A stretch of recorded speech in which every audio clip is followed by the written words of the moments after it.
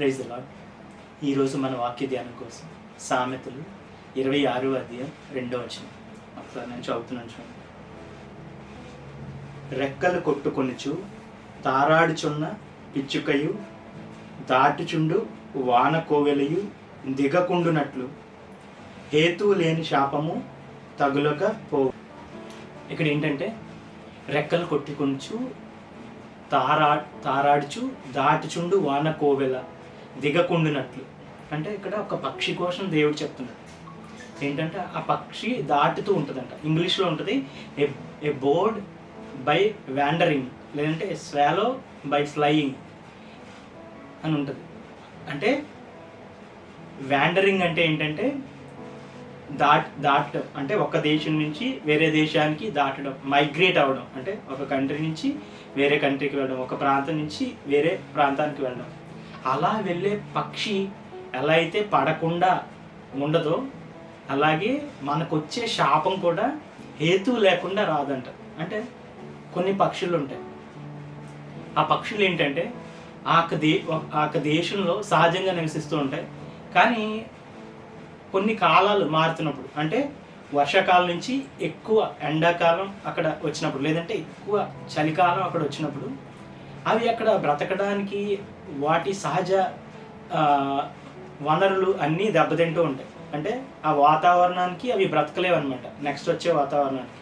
అందుకని అవి ఏం చేస్తాయంటే ఆ దేశం నుంచి ఎక్కడైతే అవి బ్రతకడానికి సరి అయిన పరిస్థితులు ఉంటాయో ఆ దేశానికి, లేదంటే ఆ ప్రాంతానికి ఎక్కడైతే నీళ్ళు ఎక్కువగా ఉంటాయో, ఎక్కడైతే వాటికి సరిపడ చల్లదనం, సరిపడ వెచ్చదనం ఉంటుందో అక్కడికి అవి ప్రయాణిస్తాయి అన్నమాట. గుంపుగా ఆ ప్రదేశం నుంచి ఆ వాతావరణాన్ని, ఆ ప్రదేశాన్ని వెతుక్కుంటూ ప్రయాణిస్తూ ఉంటాయి.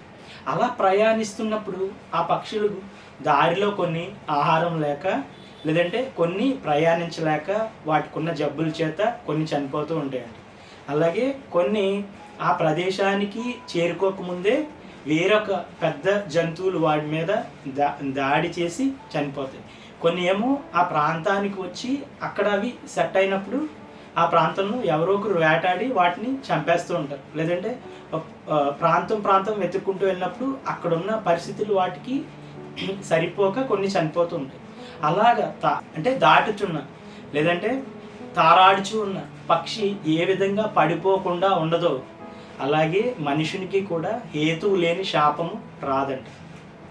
మనం ఆదిలో చూసుకున్నట్లయితే ఆదాము ఏంటంటే తనకి దేవుడు సక్రమంగా ఏర్పరిచిన వాతావరణం, లేదంటే సక్రమంగా అన్ని క్రమపరిచిన ఆ ప్రాంతం నుంచి ఆదాము ఏం చేశాడంటే బయటకు వచ్చాడనమాట. ఈ పక్షులు ఎలాగా తనకి ఏర్పరచుకున్న వాతావరణం నుంచి బయటకు వచ్చేసాయో తన వెతుక్కుంటూ ఆదాము అలా బయటకు వచ్చినప్పుడు ఏంటంటే ఆదాము శాపం చేత పట్టబడ్డాడు.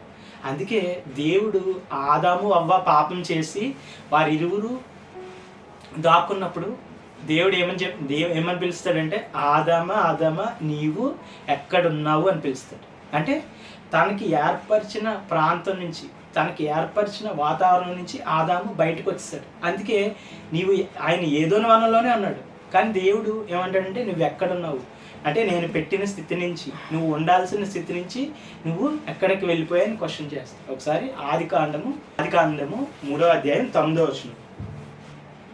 చల్లపూటను ఆదామును అతని భార్యయు తోటలో సంచరించుచున్న దేవుడైన యెహోవా స్వరము విని, దేవుడైన యెహోవా ఎదుటికి రాకుండా తోట చెట్ల మధ్యన దాగుకొనగా దేవుడైన యెహోవా ఆదామును పిలిచి నీవు ఎక్కడ ఉన్నావని.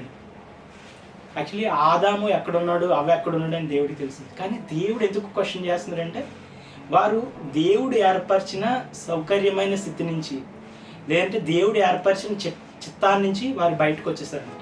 అందుకనేసి వారు శాపం చేత, హేతువు లేకుండా శాపం రాదు, సో ఆ శాపం చేత వాళ్ళు పట్టబడ్డారు.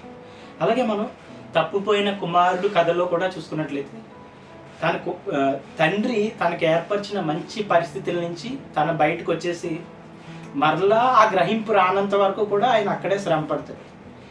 తన మనస్థితికి వచ్చి నా తండ్రి ఇంట అనేకమైన సేవకులు ఉన్నారు కదా అని తన గ్రహింపుకి వచ్చినప్పుడు, అంటే తన చిత్తం తను ఎక్కడ ఉండాలి, నేను ఇక్కడ కాదు కదా, నేను నా తండ్రి ఇంట్లో ఉండాలి కదా అని తన గ్రహింపుకి వచ్చినప్పుడు తను ఏం చేయగలిగాడంటే ఆశీర్వాదాన్ని పొందుకోగలిగాడు. అలాగే మన ప్రతి జీవితంలో, ప్రతి ఒక్కరి జీవితంలో దేవుడు నిర్ణయిస్తాడు. మీరు ఎందుకు జన్మించారు, దేనికోసం జన్మించారు, లేదంటే మీరు ఏం చేయాలి, ఎటువంటి పని చేయాలి, అన్నీ దేవుడు నిర్ణయించి ఉన్నాడు.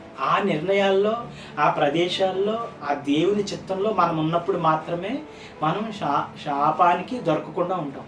ఎప్పుడైతే మనం ఆ పక్షిలాగా మనం వేరొక ప్రాంతానికి మైగ్రేట్ అవుతూ వచ్చేస్తాము మనం, లేదంటే ఆదాంలాగా ఆ ఉన్న స్థితిలో నుంచి, దేవుడు పెట్టిన స్థితిలో నుంచి మనం బయటకు వచ్చేస్తాము, మనం శాపం చేత పట్టబడతాం అనమాట. అందుకే ఇక్కడ చెప్పబడుతుంది, హేతు లేకుండా ఏ శాపం కూడా మనకు రాదంట. ఎందుకంట, ఎలాగ తారాడుచు ఎగురుచున్న పక్షి ఎలా అయితే పడకుండా ఉండడం మానదో, అలాగే హేతు లేకుండా శాపం కూడా రాదన్నమాట.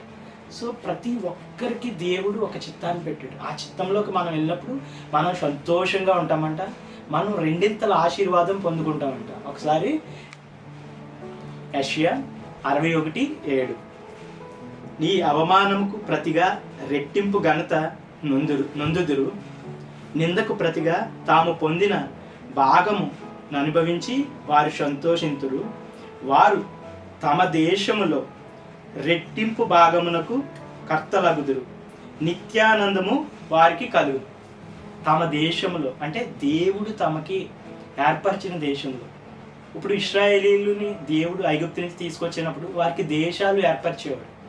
కానీ ఇప్పుడు ఏంటంటే ఆయన చిత్తం ఉంటుంది ప్రతి ఒక్కరికి, మీరు ఇది చేయాలి, మీరు ఇది చేయాలని ఆయన చిత్తం ఉంటుంది. ఆయన చిత్తంలోనికి మనం వెళ్ళినప్పుడు రెట్టింపు భాగం మనం పొందుకుంటామంట, అవమానం మన దరి చేరదంట, సంతోషభరితులం అవుతాం. సో అందుకనేసి మనం దేవుని చిత్తం కనుక్కుని దాని ప్రకారం మనం చేసినప్పుడు, ఆ పరిస్థితుల్లో మనం ఉన్నప్పుడు శాపం మనల్ని ముట్టలేదు, అవమానం మనల్ని ముట్టలేదు అనమాట.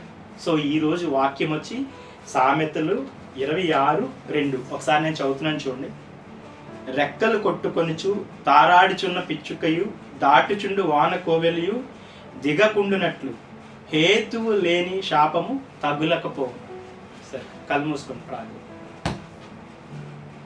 పరలోకమందున్న మా యొక్క అవును తండ్రి, ఎలా అయితే తండ్రి అయ్యా పక్షి తండ్రి తన ఉన్న స్థితిలో నుంచి తండ్రి వేరొక కొత్త స్థితిని వెతుక్కుంటూ వెళ్ళినప్పుడు ఏ విధమైన శ్రమలు తండ్రి ఎదుర్కొంటదో తండ్రి, అలాగే నిన్ను విడిచి, నీవు పెట్టిన చిత్తాన్ని విడిచి తండ్రి మేము విడిచి వచ్చినప్పుడు అనేకమైన శాపాలు మేము ఎదుర్కోవాల్సి వస్తుంది. అటువంటి కృప మాకు ఇచ్చి తండ్రి నీ చిత్తాన్ని కనుగొని అందులో ఉండి రెట్టింపు ఘనత పొందుకునే భాగ్యం మాకు ఈరోజు తెలియజేసినందుకు అన్నారు. అవును, నీ చిత్తం ఏంటో కనుక్కుని తండ్రి అందులో మేము స్థిరంగా ఉండే కృప మా అందరికీ దయచేయండి. నజరేయుడైన యేసయ్య నామమున అడిగి పొందుకొని ఉన్నాము. ఆమేన్.